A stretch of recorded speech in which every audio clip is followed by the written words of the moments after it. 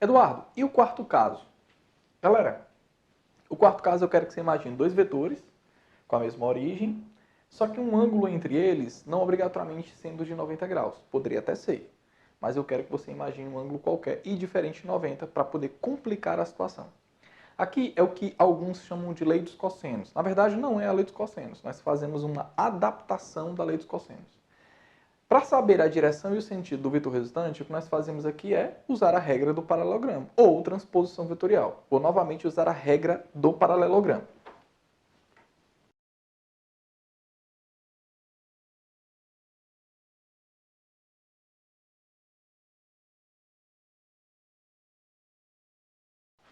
Vamos lá. Olha o que você percebe que eu fiz aqui. Eu tracei uma linha pontilhada paralela a um dos vetores. Depois, eu tracei outra linha pontilhada paralela ao outro vetor. Onde essas linhas pontilhadas se cruzam, eu traço o vetor resultante, da origem deles até o local do cruzamento.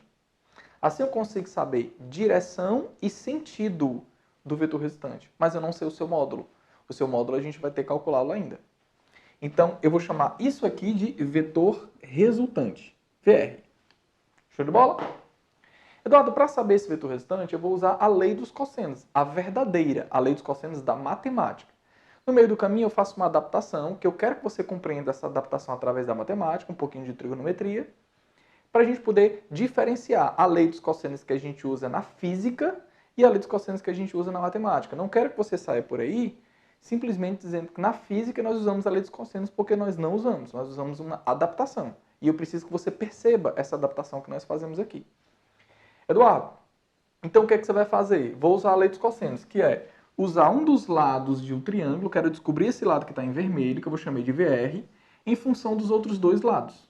E eu vou trabalhar com esse triângulo aqui de baixo. Então nós vamos precisar desse ângulo aqui que eu vou chamar de θ. Ok? Vamos lá, relembrando a lei dos cossenos da matemática. O que a gente faz para você? Um dos lados que eu desejo, chamei aqui de VR, ó, ao quadrado é igual a um outro lado do triângulo ao quadrado, mais o outro lado ao quadrado. Esse lado é exatamente do tamanho do módulo de A. Então vai ficar A ao quadrado mais B ao quadrado, mais ou menos. Agora, que é a lei dos cossenos verdadeira, menos. A lei dos cossenos verdadeira é o sinal negativo.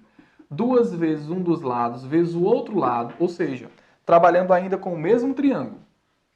O lado que eu desejo ao quadrado é igual a um dos lados ao quadrado mais o outro lado ao quadrado, menos 2 vezes um do lado vezes o outro lado, que foi o que eu fiz aqui, ó, vezes o cosseno do ângulo oposto ao que você está tentando calcular. Como nós estamos tentando calcular VR, eu quero calcular agora, eu quero usar θ. Eu tenho que usar θ. Porque o lado que eu desejo calcular, eu tenho que usar o ângulo oposto a ele, lá do outro lado, ó, no caso θ. Então vai ter que ser cosseno de θ. Foi aí que algum autor de física teve a seguinte ideia: de substituir θ por α. E para isso ele usou trigonometria.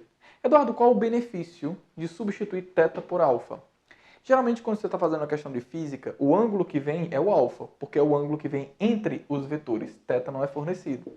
Então, a pessoa que fez isso fez na tentativa de ajudar a substituir θ por α. Eduardo, o que me dá o direito de substituir θ por α? Você teria que enxergar que eles são suplementares. Por quê, Eduardo? Vamos fazer o seguinte.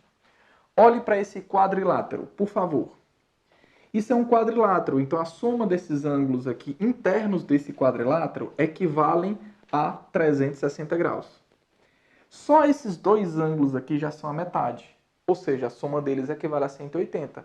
E dois ângulos cuja soma é 180 são chamados de quê? Suplementares. Ou seja, eu posso afirmar que, como nós já percebemos que a soma de α a θ equivale a 180 graus, eles são chamados de suplementares. O que significa? O cosseno de um equivale a menos o cosseno do outro. Como é que é, Eduardo? De novo. Eu vou colocar aqui pra gente. Então, eu vou colocar aqui para você. O cosseno de um deles, no caso, θ, por exemplo, equivale a quem? Equivale a menos o cosseno de α. Eduardo, até então eu tinha percebido. Aprendi agora a lei dos cossenos. Percebi que a soma dos ângulos internos desse quadrilátero dá 360. Aceitei que θ mais alfa equivale a 180, já que é a metade. Mas, de onde foi que você tirou que o cosseno de θ vale menos o cosseno de alfa? Isso, na verdade, é uma regrinha que você aprende lá em trigonometria. Mas eu vou tentar mostrar aqui para você através do triângulo retângulo, pegando dois ângulos que são extremamente especiais para a sua aprovação no vestibular. Que é o que, Eduardo? Olha aqui. Olhe para um ângulo do círculo trigonométrico que está no primeiro quadrante, que equivale a 60 graus. Quem é o suplementar de 60 graus? Eduardo, suplementar o que é um ângulo suplementar a outro? É um ângulo em que a soma desse com o outro equivale a 180. Quem é o suplementar de 60 graus? É 120. Se você perceber, o 60 está no primeiro quadrante. 120 está no segundo quadrante. A soma deles equivale a 180 graus. Olha esse arco, saindo de 0 e indo até 60. Isso aqui equivale a um ângulo de 60 graus. Quando você projeta esse ponto no eixo do cosseno, isso bate em cima de quem? De 1/2. E bate justamente com aquela tabelinha que você aprendeu lá da trigonometria, 30, 45 e 60. Quanto equivale o cosseno de 60 graus? Ó, eixo do cosseno. Cosseno de 60 graus, 1/2. Agora, cosseno de 120 graus. Ó. Cosseno, aí olha o arco, vai até 120 graus, vai.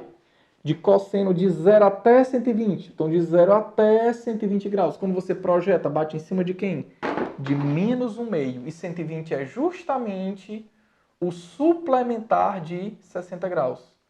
Então, dois ângulos, cuja soma deles equivale a 180 graus, ó, 120 e 60, o cosseno de um equivale a menos o cosseno do outro. Isso se aplica também, por exemplo, a 30 e a 150, a 20 e a 160, a 30 e a 150, e assim vai. Ou seja, dois ângulos cuja soma equivale a 180 graus são suplementares. O cosseno de um é sempre menos o cosseno de outro. Então, apesar de eu não saber quanto vale θ nem alfa, eu sei que eles são suplementares porque a soma deles dá 180. Então, não interessa quem é θ e nem quem é alfa. Mas o fato deles serem suplementares me garante que o cosseno de um é menos o cosseno do outro. E eu vou poder substituir aqui dentro da expressão. Na verdade, dentro dessa expressão. Como é que ela vai ficar, então?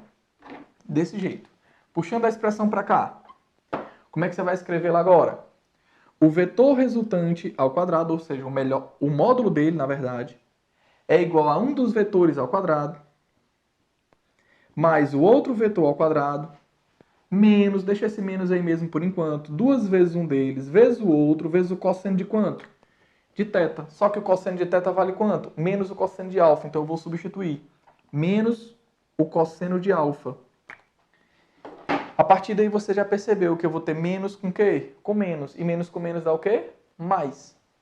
Essa expressão vai ficar vetor resultante ao quadrado equivale a A ao quadrado mais quem? B ao quadrado menos com menos mais 2 vezes A vezes B vezes o cosseno de alfa.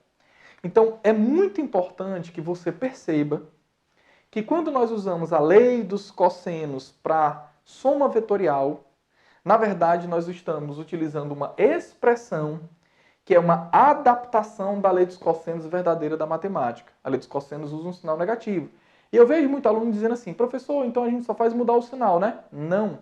Na verdade, nós mudamos foi um ângulo, a interpretação que o aluno tem matematicamente do ângulo numa posição diferente. Foi a modificação do ângulo que, consequentemente, provoca uma mudança no sinal. Então, é muito importante que você perceba essa transição. Aprenda a transição da lei dos cossenos verdadeira, da matemática, para a lei dos cossenos adaptada, que nós usamos na física para soma vetorial. Beleza?